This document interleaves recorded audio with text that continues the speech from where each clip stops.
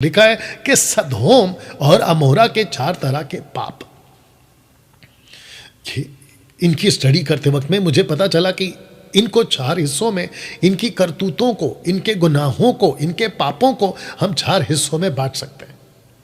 यह भी ठीक है समझाने के लिए। आइए एक साथ उन 4 गुनाहों को, 4 करतूतों को, पापों को आपके बीच में रखना। तो सबसे पहला आप देख लीजिएगा 1 2 3 4 लिखा है। पहला, गरीबों को खाना खिलाने पर इनके शहर में पाबंदी थी। तब जाकर मैंने क्या लिखा, इनका जो कानून था ना बहुत गंदा था।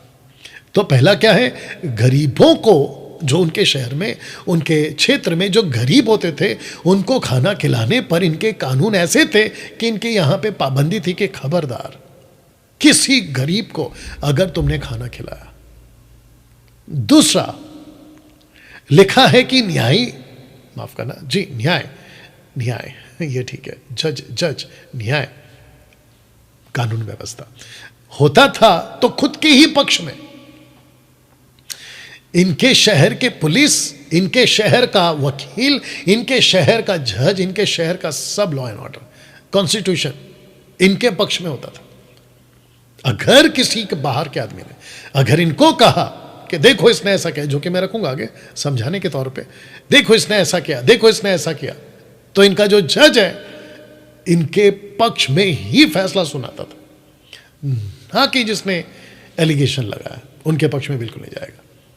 इनके जितने वकील होते थे वो सभी सरकारी होते थे। बाप रे। तीसरा बहुत खतरनाक, और वो है मनचाहा व्यभिचार। मनचाहा व्यभिचार करना। इनके यहां पे किसी प्रकार का कोई लॉ एंड ऑर्डर नहीं था।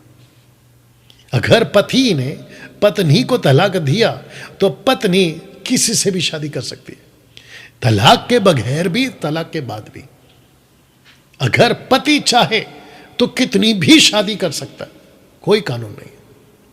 पत्नी चाहे कितने भी लोगों के साथ रिश्ता बना सकती है, कोई कानून नहीं है। वहां पति भी स्वतंत्र, यहां पत्नी भी स्वतंत्र। पति पत्नी ठीक है, माँ बाप ठीक है, बात करते जवान बच्चों की। लड़का लड़की शादी के पहले सेक्स करना, व्यभिचार करना, इनके देश में इस पर किसी प्रकार का कोई कानून नहीं था। आज की तारीख में, जैसे आज हमारे पास में मोबाइल है, लैपटॉप है, टैब है, यानी कि टैबलेट जिसको कहते हैं, जो भी आपका साधन है, उसमें जितने भी ब्लू फिल्म्स, पॉर्न वीडियोस, उल्टे सीधे वीडियोस आज जो बनते हैं, इसको देखने पे भारत सरकार ने, और मैं आपको अभी से बता दूं, परमेश्वर का बहुत बहुत धन्यवाद भारत के लिए। परमेश्वर का बहुत बहुत धन्यवाद। आज जो भी सरकार सत्ता में बैठी है, या उसके पहले जितने भी नेता बैठे थे और आगे जितने बैठेंगे, जब तक ये कॉन्स्टिट्यूशन चल रहा है, परमेश्वर को धन्यवाद दीजिए। क्योंकि आज भी बहुत सारे कंट्रीज में जो उनके कॉन्स्टिट्यूशन है या उनके जितने भी कानून हैं, उससे बेहतर भारत का है। वाह, मैं इसको फिर बोलूंगा, आपको परमेश्वर को धन्यवाद देना चाहिए कि आप भारत में हैं, इंडिया में हैं आप। यह बहुत बड़ी बात है। यहां हर तरीके से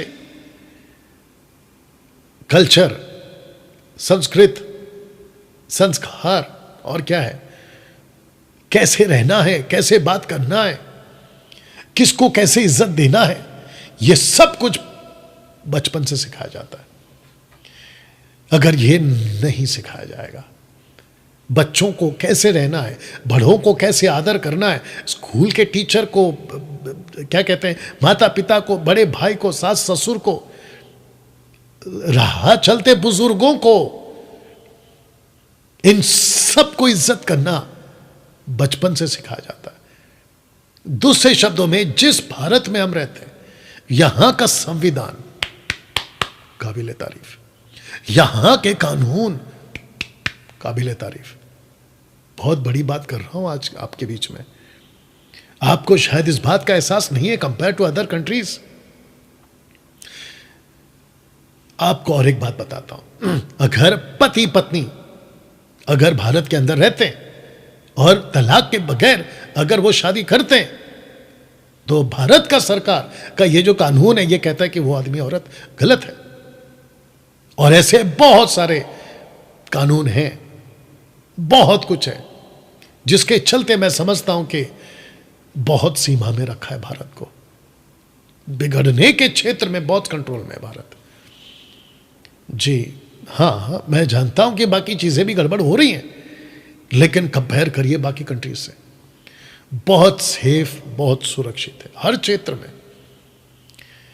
या बट इनका ऐसा नहीं था, मन चाहा वे विचार मैं रखूंगा आगे।